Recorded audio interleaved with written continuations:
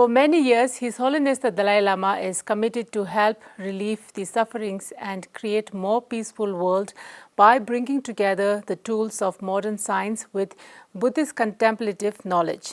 And there are many individuals and institutions working to expand the horizons of knowledge for both monastics and Western scholars. Over the past 2 decades, Geshe Lobsang Tenzin Negi, the co-founder and executive director of the Center for Contemplative Science and Compassion-Based Ethics at Emory University, has been a pioneer of compassion training programs for adults and children, and he has contributed to the development and burgeoning of compassion science through his research initiatives and collaborations. Geshe La has recently been awarded the Jefferson Award for his scholarly work, strategic thinking, and tireless energy to fusing Tibetan monastic tradition with Western science. We are pleased to have Geshe La joining us today. Tashdile Geshe La, and congratulations. Geshe La, you have been honored for significantly enriching the intellectual and civic life of the Emory community through personal activities, influence, and leadership. How do you feel about that, and how do you see this recognition, and what kind of significance does this recognition hold for you? So, Tashdile, and please allow me to first extend my greetings to the viewers, but also to thank for having me on this program today. This award, called Thomas Jefferson Award, is granted at Emory University for one faculty or the staff per year for significant contribution to the university or the greater world in academic and the civic services. For me, this represents really the work of many individuals who have, for last over 25 years, have worked really hard to bring about the vision of His Holiness the Dalai Lama for education, particularly in the education field, for educating the heart and mind, or otherwise known as secular ethics, but also it represents our work at the Center for Contemplative Science and Compassion-Based Ethics at Emory University for bringing science education for Tibetan monks and nuns. We have a program called Emory Tibet Science Initiative, and it is a 6-year science program in 4 fields: neuroscience, biology, physics, and philosophy of science, but also for compassion training, a program known as cognitively based compassion training. And this program does research on compassion and its benefits. So in many ways, this represents the recognition for these 3 programs. And when I was informed about being selected for this award for this year, I felt very humbled, first of all, to have this opportunity to really make some contribution towards advancing His Holiness's this far-reaching vision for the education of heart and mind. But also I was deeply grateful for all the individuals who have contributed to this work over the years. Geshe La, you have developed and now oversees 3 programs at Emory University, which are cognitive-based compassion training, social, emotional, and ethical learning, and Emory Tibet Science Initiative. How are these programs conceived, and what were the impacts of these programs? Certainly. First of all, when His Holiness the Dalai Lama inaugurated what was then known as Emory-Tibet Partnership, it was a partnership between Emory University and Daepung Losling Monastery back in 1998. His Holiness gave us a vision, and that vision was to bridge 2 worlds for one common humanity. That is, to bring together the strengths of our learning, the knowledge that represents Western tradition, particularly the science education, and the Tibetan tradition, that is the inner science of mind, or the contemplative practices, contemplative science. And with that vision, we developed first the cognitively based compassion training to to train in compassion, but primarily to see if the compassion training can actually help the individuals buffer some of the stresses of our times. And that was what started our first of the three signature programs of our center, that is CBCT, or the Cognitive-Based Compassion Training. Then in 2006, Geshe Lhagdola, the director of Library of Tibetan Works and Archives, when he was appointed the director, he came to Emory University to explore the possibility of the university contributing to the development of science curriculum for Tibetan monks and nuns. And that led to this development of 6-year program in 4 fields and of sciences. And this program called Emory Tibet Science Initiative is now implemented in major monastic universities like Drepung, Sera, Kanten, Tashilumpo, and some of the nunneries like Domaling, Janchuchuling, Janchuling, and Gandechuling.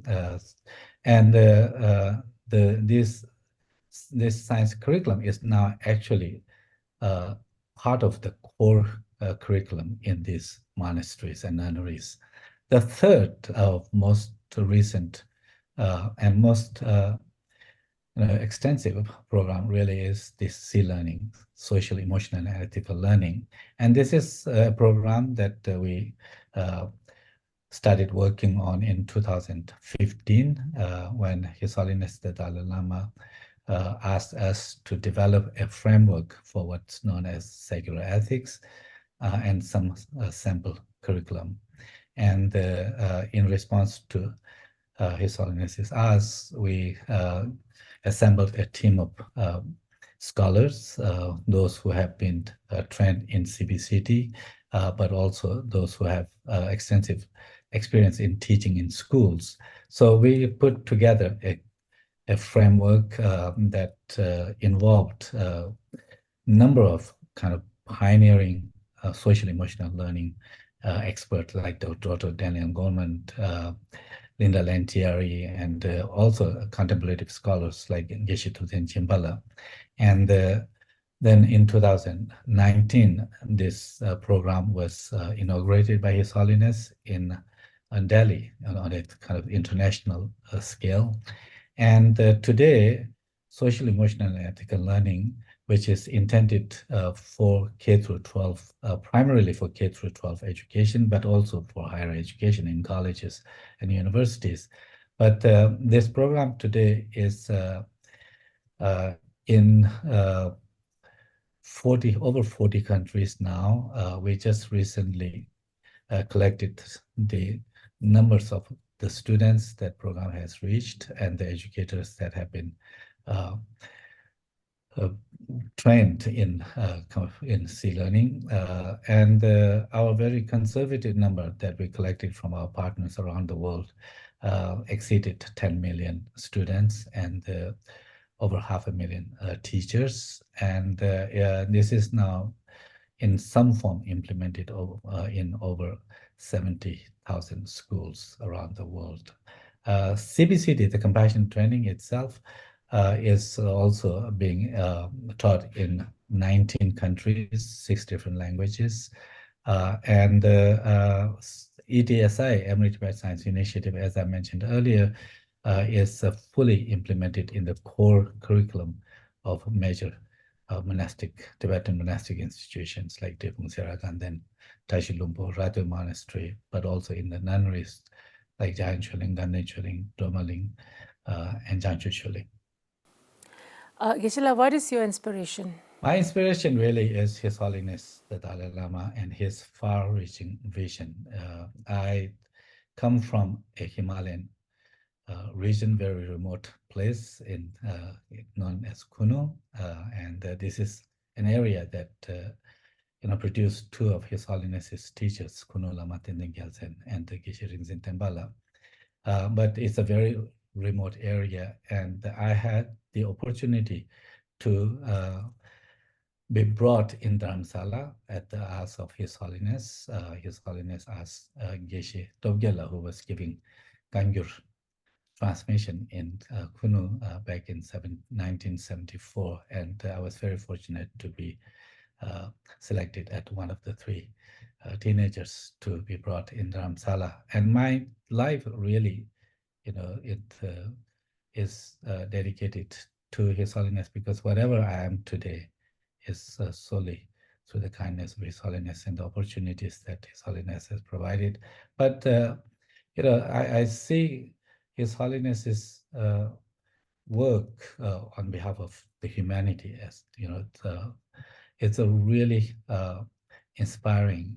He is certainly the pioneer in this very innovative and very important work, that is the bridging the science and spirituality, bringing two major domains of learning or the knowledge together to inform our education so that it can be more complete and that can address the challenges that we are facing today. Because as we know that, as His Holiness has clearly articulated in his books, Ethics for the New Millennium, Beyond Religion, and others, that our education, modern education, has largely neglected what is very important for our human survival and flourishing, that is the inner values, the basic human values.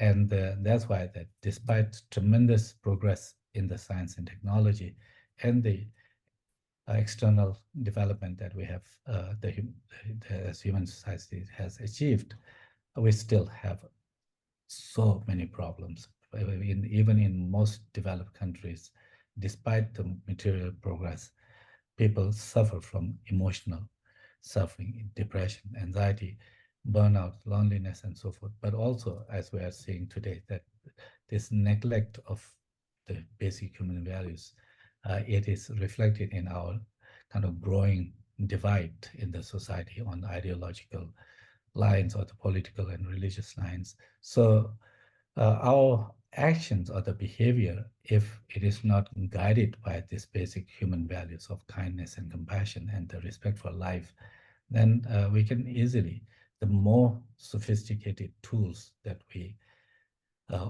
obtain, we could actually become more capable of destroying the very environment that we live. As we see today, how global warming is increasing year by year, and this itself also reflects our behavior, how we use our consumerism kind of practices. Like that, if this is led by just more of the kind of selfish, more self-concerned, self-centered, approach, then we can easily, the more kind of sophisticated tools we have, we could use that for our kind of narrow interests and end up causing the disharmony and harm to the greater society of which we are part of it. So that's why back in 1998, as I mentioned, when His Holiness gave us this vision for our center to work towards bridging two worlds for our common humanity, he actually gave this advice to our graduating students that year. He said that the education is a tool. This can be used for constructive purpose, but also for destructive purpose. It depends on the user. If the person comes with this kind heart, compassionate heart, warm-heartedness, then the tools, the education as a tool that one achieve or acquire will be used for the benefit of self and others. Otherwise, we could easily use very sophisticated tools that we are developing for more of the destructive purposes as well. So I think in that regard, His Holiness's lifetime work and focus directed at the continued kind of promotion of the continued survival and the flourishing of humanity is so incredibly important vision. And this is a legacy that we,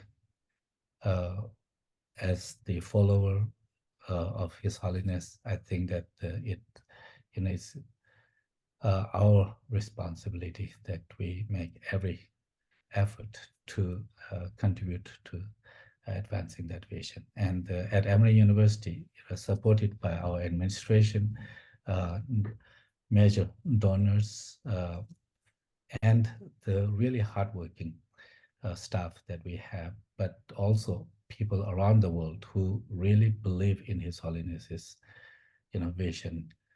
It's through this collective effort that the programs that we have developed have in relatively short time period have been disseminated quite widely, and Emory University recognizes the value of this. And for me personally, this is a very gratifying, to know that with this recognition, it will raise awareness about our programs and perhaps help further dissemination or the spread of these programs.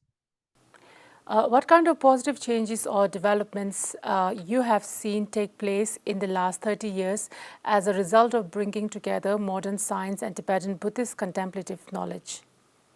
Certainly, yeah. I would not be able to really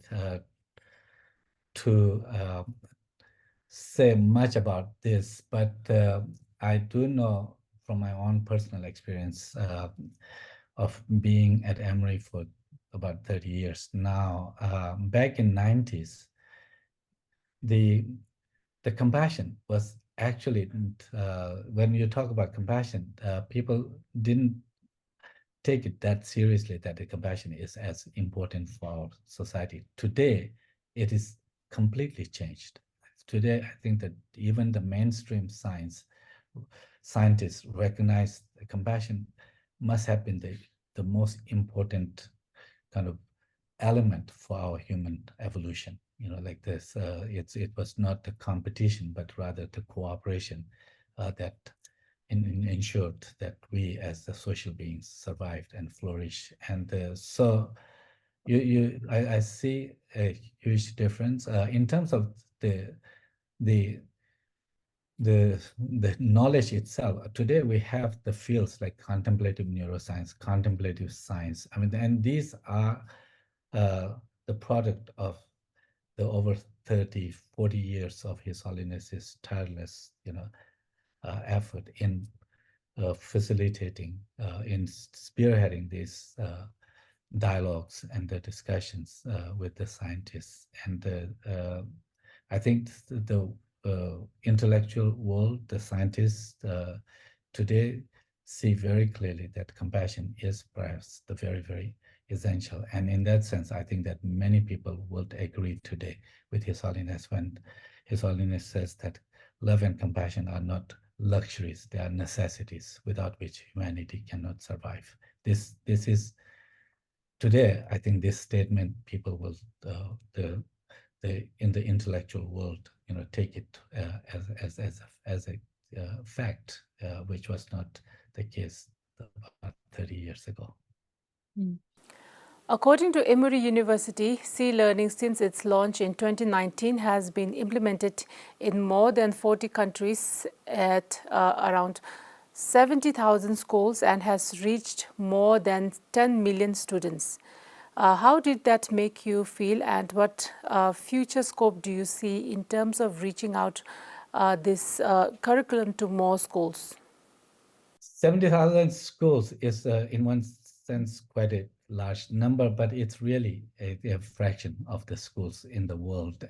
His Holiness's vision, a dream, is to have C-learning accessible to any student who is interested. And in that sense, I think that we are at the very beginning stage today. It's true that in a relatively short period, just about less than, fewer than 5 years to reach this, many numbers of schools and students, it's in some sense, it's quite remarkable. But I do see that C-learning will be, embraced very, enthusiastic by people around the world. For example, I was just having a conversation yesterday with one of my colleagues, Associate Director for Sea Learning at Emory University. He had a conversation with our partners in Ukraine, a country that has been in a kind of midst of this war for over many months, over almost 2 years, but Sea Learning is one of the programs the people in Ukraine so valued even during this most difficult time. Now they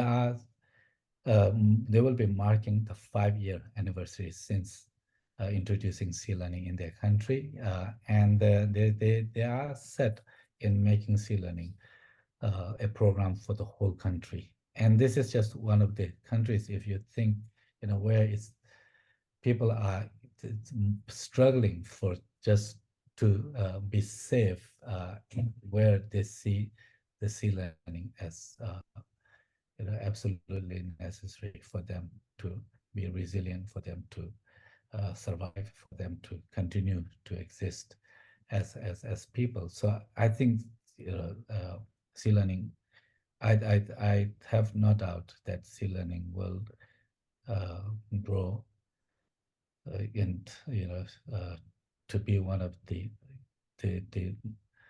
most implemented or widespread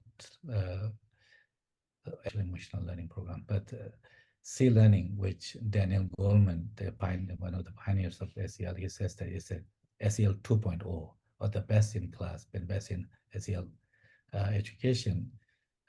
It truly is a very comprehensive curriculum. It has a very comprehensive and rich framework that comes from His Holiness's writings, Ethics for a New Millennium, Beyond Religion, and His Holiness draws from not only from the rich Buddhist tradition, but also has for many decades have it's been kind of finding ways to complement with scientific studies and evidence. So for us, it was really to put what His Holiness has written in a kind of an academic, format that can be then translated into different levels of curriculum, and then can be disseminated in schools. Thank you so much for taking out your time and talking to us, Geshe-la, and congratulations once again, and best wishes for all the wonderful work that you're doing.